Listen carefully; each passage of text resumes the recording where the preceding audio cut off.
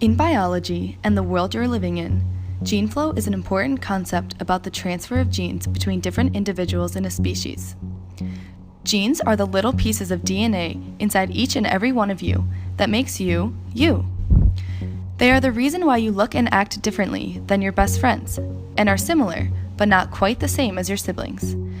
Because different individuals have different sets of genes. Animals are the same way.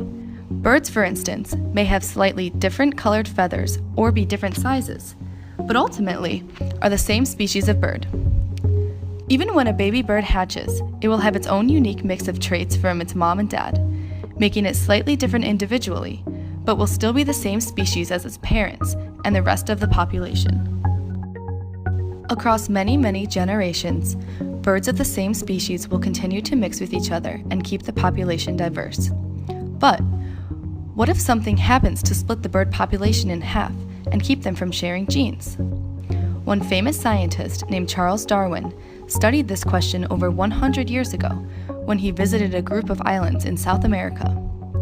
A long time ago, one species of finch migrated from the mainland and settled in the islands. Some of the islands had small seeds for food, and the other islands had big seeds. Before migrating, the birds had all shared genes, and new generations of birds looked very similar to their ancestors.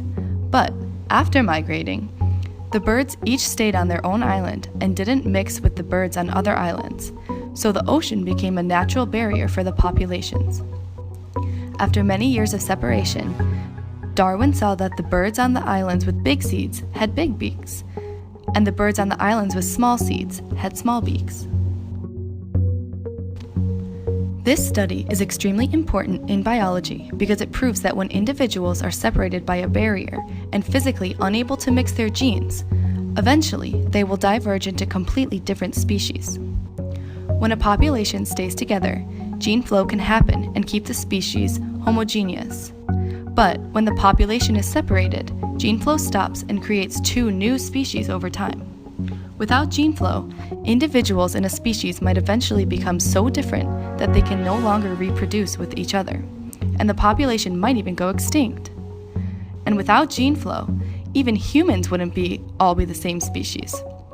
So, you can thank this special process of mixing genes and sharing traits as the reason why even though we might have different colored hair or eyes, we're all still part of the human race.